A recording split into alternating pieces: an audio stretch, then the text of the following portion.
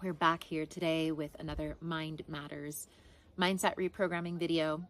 And today, specifically, I want to talk about that moment of like, you've received the vision, you get the creation, you have the idea, and then you want to go create it. But there's this thing of like, I want it to be just like it is in my mind, right? I want the first version to be the final version. I want it to be, idea received, idea produced in its entirety, in its perfection, in the way that it was received, right? This is for those moments where it's like, I can't move forward because I can't make it the way that I want it to be, right?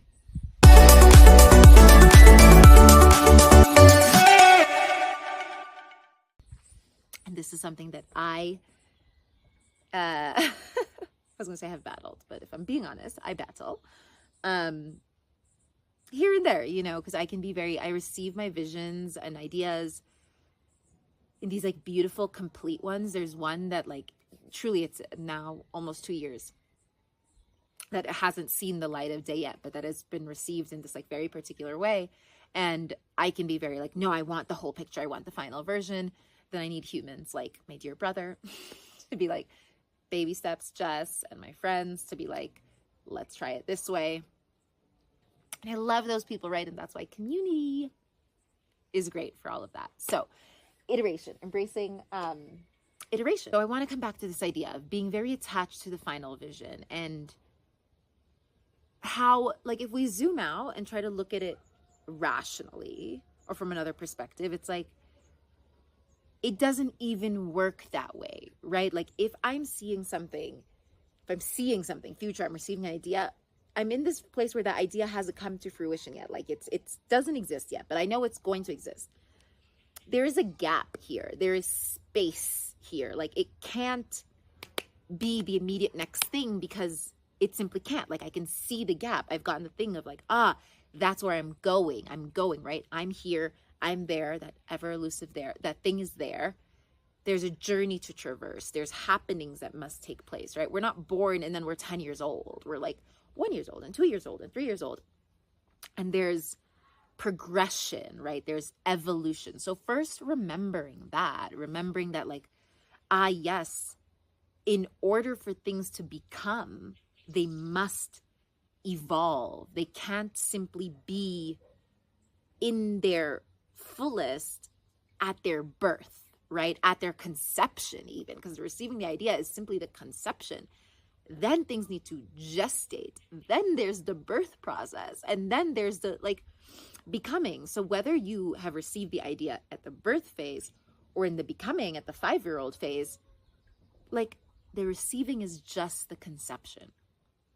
Things still must gestate. So remembering that it's not a failure if the first version is not the final version, because they can't be. They're each in themselves their own complete version, but they feed into one another, right? That first version will eventually feed into that final version, even if that link doesn't seem so direct at times. And so we want to play around with this idea of let's do the perfectionism. It needs to be perfect. Not that I have ever caught myself saying these words. It needs to be perfect, right? It needs to be perfect. Like we can't do it this way because it needs to be perfect. Like I want that specific fabric and I want it to be in that specific location. Y'all, I literally left Cape Verde and decided to start my nomad journey because I couldn't get the specific piece of land that I wanted for my retreat center. And sometimes it'd be like that, right? That moment in my life, that's what I needed to do. It needs to be perfect. So let's, dissect this. Let's clarify in this statement what is subjective, what is an adjective. Perfect. It needs to be perfect. What the fuck perfect means something different for everyone. What do I mean when I say perfect? I mean, it needs to be exactly like the version in my head. That's what Jessica, usually mean, right? Like it needs to be exactly as I imagine it in my mind's eye.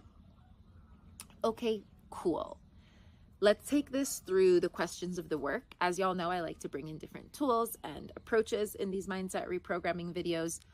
Obviously, if you're going through something that like really requires these are just starts, right? And then it's incumbent upon you to take these and dissect them into your own thoughts and use the tools that work for you and let go of the ones that don't. General good life advice. So let's take these through Byron Katie's questions of the work. We've clarified, right? We've clarified what we actually mean when we say it needs to be perfect. I mean, it needs to be exactly as I imagine it in my head.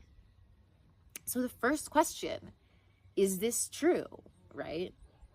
And like, let's say for shits and giggles, I know immediately, I'm like, no, it's not true, right? But let's say for shits and giggles, I'm like, no, actually, like in this moment, it feels most honoring to my vision if it's exactly like the one in my head. Okay, cool. Can it be proved that that is true, right? Is this objectively, universally true? No, I can't say that. That is still an opinion. Not everybody would think that it needs to be exactly like the version in my head. All right, cool. So when I hold this belief to be true, how do I behave? How do I act? It needs to be exactly as I imagine it in my mind.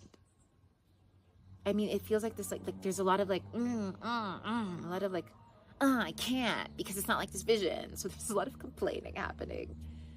And there's a lot of inaction happening. There's a lot of like, well, no. There's a lot of no. There's no yes. There's a lot of no. There's not a lot of progress. So there's a lot of like stuck and stop.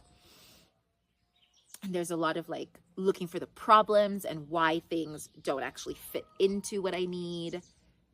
There's a lot like I'm receiving this vision of like pouting and walking back and forth, right? Like pacing and pouting. A lot of like indecision and ruminating. And just like not feeling good. Okay, cool. And who would I be without this thought? If I didn't have the thought that it needs to be like the vision in my head, don't have it. Oof, free. Honestly, for me, immediately what comes up is like, oh, there's like a freedom. There's an ease. There's a relaxation. There's kind of like a, okay, slowing down and clearing of the eyes. Let's actually see things for how they are. There is this real sense of like, okay, that's not true. I don't feel that way. Okay, so if that's who I would be or how I would feel without that thought, that's amazing. Because from that state, I know that like my creativity flows. I know that my resourcefulness flows. I know that new ideas emerge. I know that I start to do, right? I start to act, I start to have conversations, and I start to make calls and ask for quotes and all of those things. So how can I create that state for myself? Because that's what I want to be doing and not what I'm currently doing, right? That's why this is a mindset block. If it's a mindset thing that's supporting you, you don't need to do the mindset work. Just keep living your life, right? How can I do that? And this is by embracing iteration, right? Iteration is really big in games theory and that world. It's really big in devised theater, right? That idea of like, the first version is not going to be the last version. And in fact, we can learn so much from each version, right? Remember being in elementary school, it's like the rough draft and the first draft and the second draft. And embracing that idea of drafting, of like trying, okay, if I know I can't have it as that final vision right now, what can I create right now? Like, how can I start? And then from there, what can I take from there and learn? Like, how will I actually learn and grow through experience and let that feed the final version rather than erroneously believing that the version I create now is the final version. It's as good as it's going to get, and it has to be, right? If it's not going to be as good as it's going to be ever, then it's not worth doing. Like, is that true? If that is true, then perhaps your creative process isn't actually your spiritual process. Is not how you self-actualize. Perhaps there's, if that is true, then like I would invite you to reconsider like engaging in this space, because really here we are talking about creativity as part of that way of becoming. And in that there is this like, okay, then I must embrace iteration, right? So giving yourself permission to do a rough draft, to like start it messy. I have lots of different tools and approaches for this that are like in the Via Creativa course. I've shared some of them. I really like the 10 rule, right? Like create 10 of a thing before you even start thinking about sharing it, before you start thinking about monetizing it, before you start even evaluating if you're good at it or not. Create 10 of a thing. That's what we just call it. So using tools like that, things that allow you to embrace the development process, to embrace the baby steps. And if you're a big picture thinker, might be something you have like some resistance towards, or just you're not practiced, it's not your habit. But there's so much freedom in it, right? There's so much space. And immediately, who would I be without that thought? Oh God, like it literally feels like a burden comes off my shoulders. So with things like that, what do we want to do, right? We want to get really clear on what we mean when we say, I want it to be exactly like the final version, or I want it to be perfect. Clarify what we mean through that. Identify what is subjective. What do I actually mean when I'm saying that? Take it through a process like the work. Is this objectively true? Can this be proved to be true?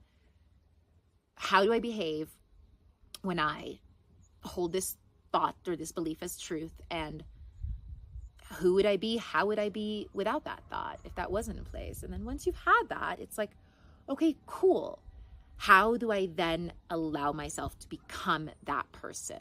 How do I allow myself to release that belief? And one way is to embrace iteration, to embrace step by step, really thinking to yourself, do the rough draft, and then we see from there, right?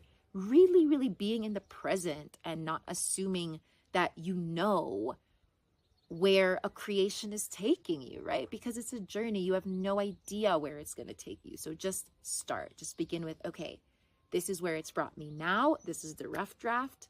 And then let's see.